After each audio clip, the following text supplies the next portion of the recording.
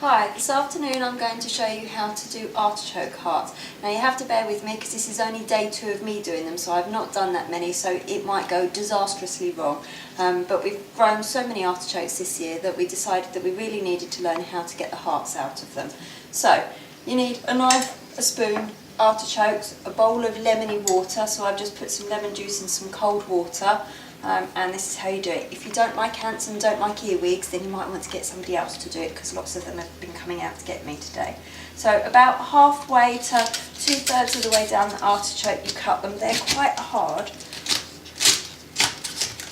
You might want to get your husband to sharpen your knife before you have a go. Okay, and then you take off the worst of the leaves around the outside. They make your hands really black.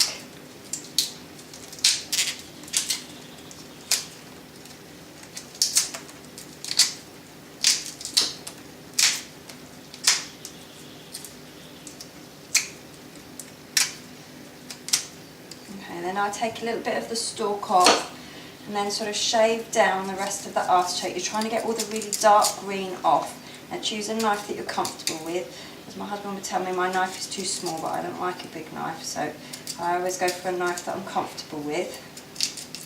And you're taking all the dark green off so that you're left with the paler colour underneath. And trying to make it sort of smooth, a bit like you find them in the jars when you eat them. Okay.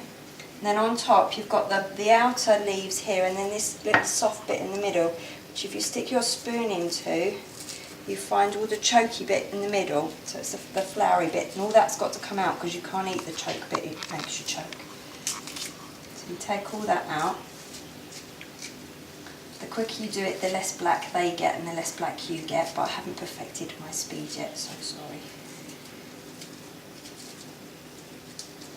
And then I've been taking off these little outer leaves around the outside with a knife because it seems to be the easiest way to do it.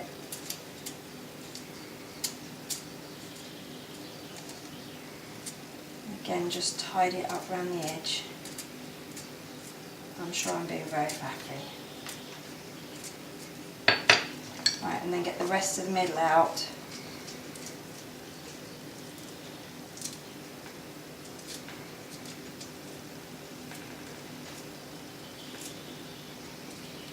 Still got more leaves around the outside on this one. So I'm just going to take those off. Like that.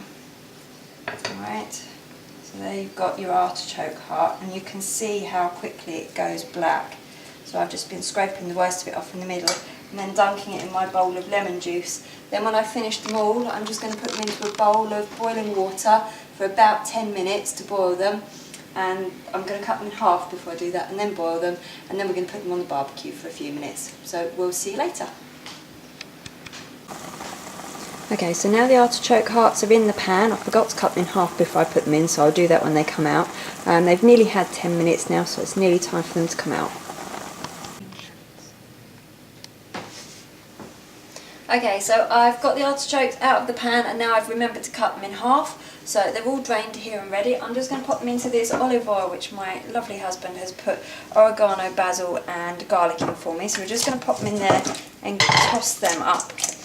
I'll do it with my hand, it's much easier. So we're going to put them all through here, then we're going to go outside and we're going to barbecue them, and then they're going to come back in here just to finish them off.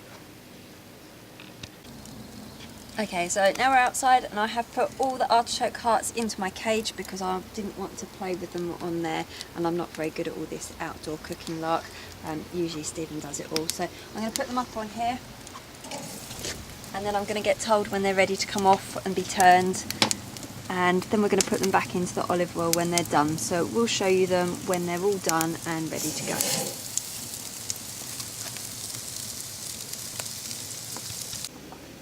Okay, so there they are, all done and in the bowl, back in with the olive oil and the garlic and basil and things.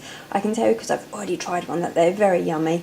They don't quite look as they do when we buy them in the jar though, so I think maybe next time I need to leave a bit more leaf on them. But I don't think they're bad for a first attempt, and they're certainly very nice.